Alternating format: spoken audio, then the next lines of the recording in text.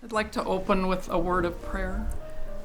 Gracious and loving God, we're gathered here to honor and celebrate the life of Elizabeth Jane Christopher.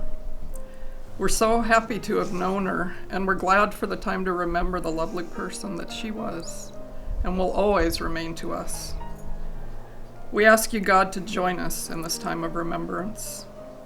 Soothe the places in our hearts that miss Jane's presence, and comfort us with the knowing that she's now safe in your care. And we ask these things in the name of our Lord Jesus Christ. Amen. I love that we're calling it a celebration of life, because Jane really did celebrate her life as she lived it, and so that's what we want to really focus on today. So I must confess to you, I haven't done one of these services for quite some time, and so my husband has this little black book. He's a minister of, kind of gives you the protocol for special occasions. So I was looking in his little black book, and in the opening remarks, the author said to have some sort of a witty saying or something to warm up the crowd. And as I walked in the door, I noticed you guys don't need a whole lot of warming up for starters. And I'm not much of a joke teller, but I did find a poem that I think Jane would really appreciate if she were here in person. I think she'd appreciate the subject matter in particular. She loved to camp, and she loved this place where I'm told that she would sit in her chair with family and friends gathered round.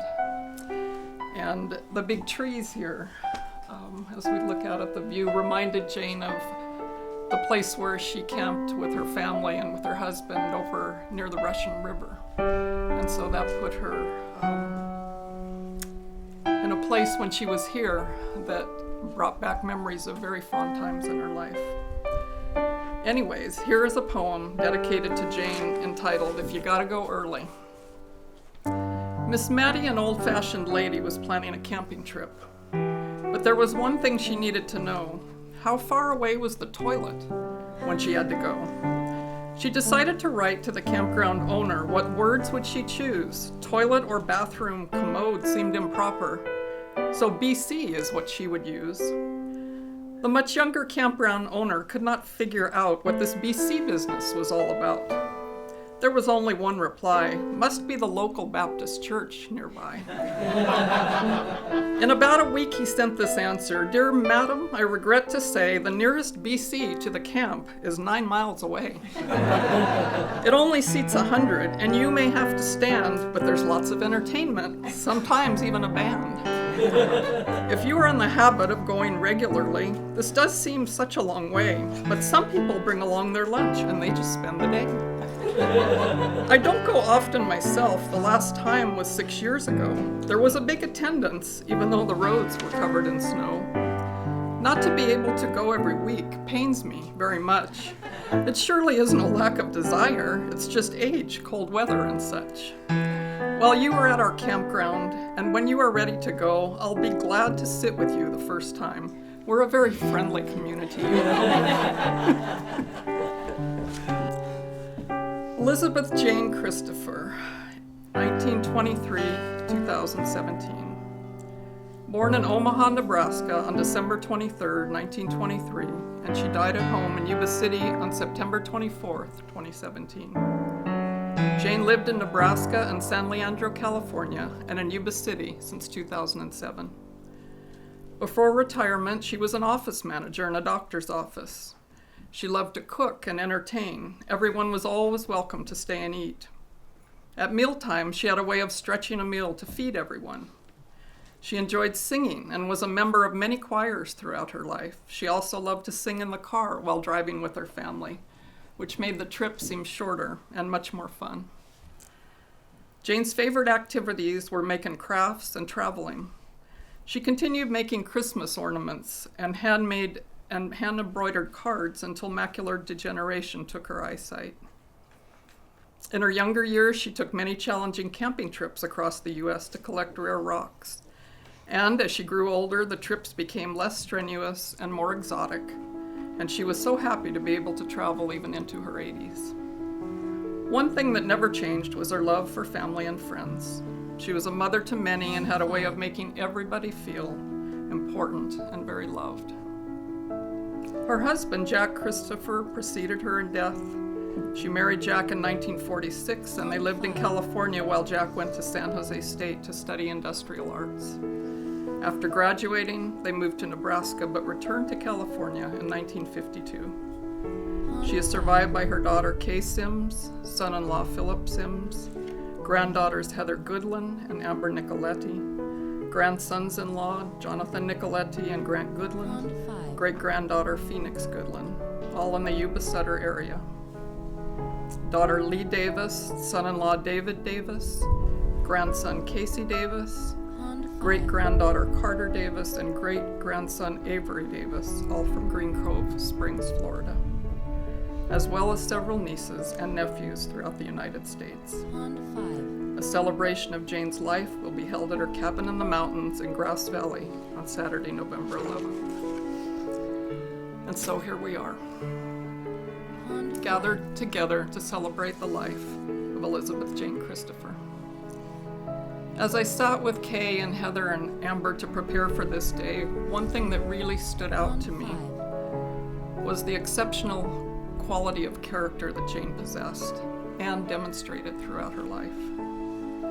And as the family shared their memories of their mother and of their grandma, a beautiful passage of scripture came to mind as an appropriate description of Jane herself. Proverbs 31, verses 10 through 31 is often called the virtuous woman proverb because it describes a woman who lived by a set of values that was exemplary and very outstanding to those around her. The passage is attributed to the mother of King Solomon's son, who herself was reputed to be a woman of virtue. In Christian communities, this passage has presented an inspiring goal for the shaping of character for women throughout the ages. The cultural details of the virtuous woman's tasks may be different in our era, but the principles are timeless. And I believe Elizabeth Jane Christopher's life is a representation of the character of the virtuous woman that is described in the proverb. I'd like to read it to you now. A wife of noble character, who can find? She is worth far more than rubies and diamonds. Her husband has full confidence in her and lacks nothing of value. She brings him good, not harm, all the days of her life. She selects wool and flax, and she works with eager hands.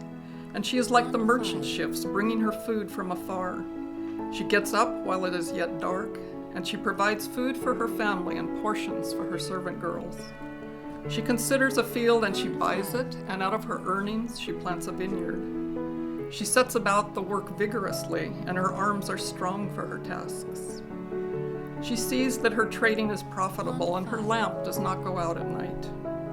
And in her hand she holds the distaff, and her fingers grasp the spindle. And she opens her arm to the poor, and she extends her hands to the needy. When it snows, she has no fear for her household, for all of them are clothed in scarlet. She makes coverings for her bed, and she herself is clothed in fine linen and purple. And she makes linen garments, and she sells them, and she supplies the merchants with sashes. And she herself is clothed with strength and dignity. She can laugh at the days to come. She speaks with wisdom. Faithful instruction is always on her tongue. She watches over the affairs of her household and does not eat the bread of idleness. Her children arise and call her blessed, and her husband also, he praises her. Many women do noble things, but you surpass them all. Charm is deceptive and beauty is fleeting, but a woman who knows God is to be praised. Give her the reward she has earned, and let her works bring her praise to the city gates.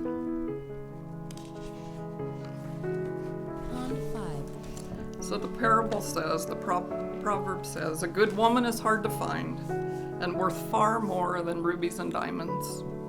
Her children respect her, they call her blessed, and her husband also, he praises her. The word blessed in this passage means to be happy, to be prosperous, successful, contented, right, to be straight in a way that produces the very most out of life. and Jane embodied all of these attributes. Even early in life as a youngster, Jane was industrious. She liked to make angel food cakes, I'm told, and would travel door to door in her neighborhood, toting an electric mixer and volunteering to make angel food cake for anyone who desired one. Jane's work ethic continued to be strengthened when she spent time with her dad at his garage, enjoying the time spent with him, as well as the moments when he taught her practical things. Jane met her future husband, Jack, during World War II. Engaged at the time to a boy named Ralph, and out on a date, they stopped to pick up a hitchhiker one cold, snowy night. The hitchhiker turned out to be Jack. Somehow, he got Jane's contact information, and when Ralph shipped off to war, Jane corresponded with Jack and eventually eloped with him. Jane remembered reading about herself in Jack's little black book that she had a very nice smile. And as most of us know, so she did. It was a warm, friendly smile that really welcomed you into her presence. Jane did have a spark of rebellion in her otherwise conventional life at that time. In addition to eloping to avoid a large wedding that the family would have preferred, she married Jack in a smart blue suit, as she said, instead of the traditional wedding gown. And Jane was very proud of this. She enjoyed telling that story. Jack and Jane were true feminists before their time, believing that there were no stereotypical gender roles for women. Mechanicking, carpentry, woodworking, Jane did what needed doing, and Jack supported her in this. As a hobby, Jack and Jane hunted for rocks and semi-precious stones together. They traveled all over the United States, unearthing unusual stones such as jade, opals, and agate.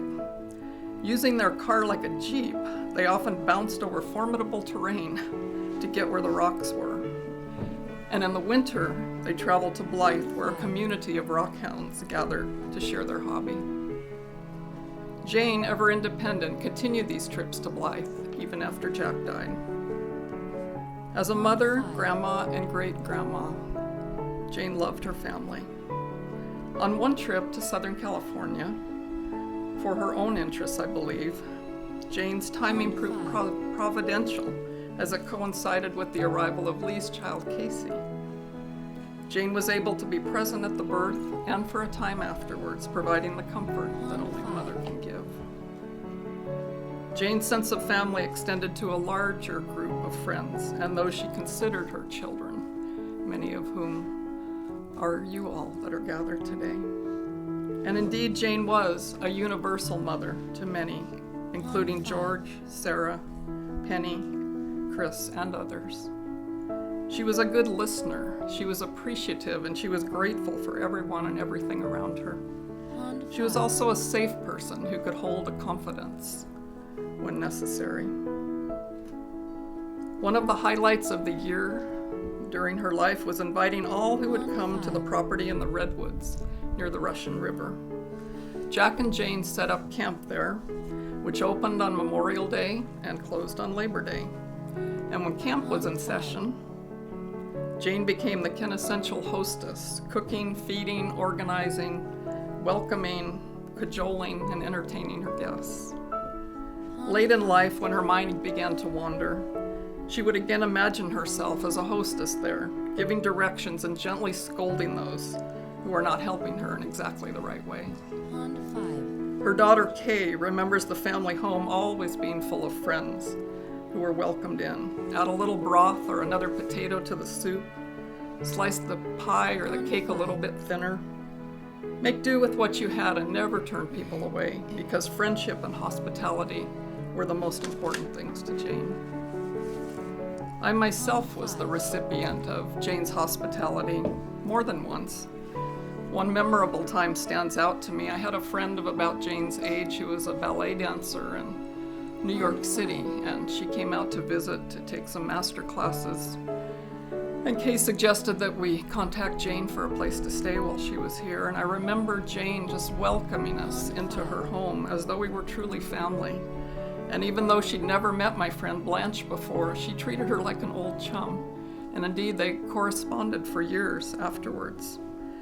And my friend Blanche never forgot, even up into her 90s, she lived to be quite old, She never forgot that kindness that Blanche held out to her. And each time I would speak to her, she'd remark about it and she'd ask after Jane, I'm sorry. And Jane was a person who endeared herself to others through her kindnesses. I think most of us here can think of specific instances that attest to that. And she remained in memory long after an encounter was over, and I was thinking what a marvelous and awesome legacy that is to leave behind. It's a gift that she gave to all of us. Jane did love to travel and was not afraid to be daring when she did so. Later in life, snorkeling became an activity that she enjoyed. The family remembers her once losing her glasses, which she wore inside her mask, and they sank to the ocean floor. Attempts to retrieve them by the family proved futile, but Jane bravely carried on and swam to shore even though her vision was a bit hazy. Jane liked roller coasters, I'm told, and as was her way, made lemonade out of what could have been a bitter lemon experience. When her health began to fail and she needed a wheelchair to get around, she was always happy to be the wheelchair person so that her family could go to the front of the roller coaster lines. Jane never dreamed that she'd be able to travel the world as she did later in life. And she was very proud of the fact that into her late 80s, she was willing and excited to travel. And although waning health made travel more difficult and often even painful at times in later years, in between trips, Jane forgot about the discomfort and the hardships, and she became excited and started anticipating the next adventure.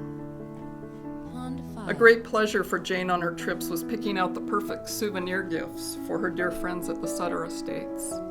She treasured her friends there, and she treasured their company, and she thought of them even when she was in far-off lands.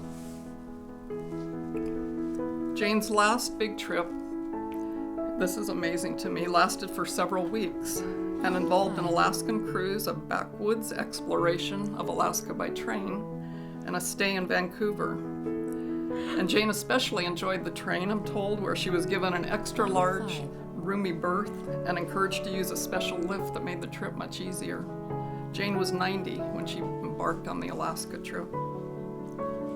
Towards the end of her life, Jane treasured her cat Merlin, which she assured Heather and Amber was the very best gift that she'd ever been given. Jane liked the fact that both she and Merlin had white hair, which made them simpatico.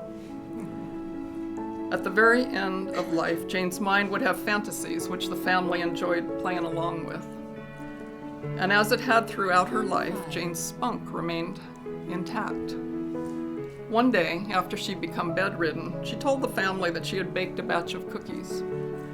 "Oh, that's great," Kay responded, to which Jane replied, "Well, can I have one, please?" Caught off guard, Kay quickly searched for a cookie, and the fantasy became a reality. Proverbs 31 tells us this: her children respect her and call her blessed, and her husband also praises her. For a good woman is hard to find, and her worth is far above diamonds or rubies. Elizabeth Jane Christopher's life embodied the attributes of the virtuous woman described in this proverb. And as such, she continues to live on in our hearts and in our minds. I'd like to offer now an invitation for others of you to share. I know you have thoughts, feelings in your heart that you might like to put before the group, and I'd like to invite Penny to be the first one to do so.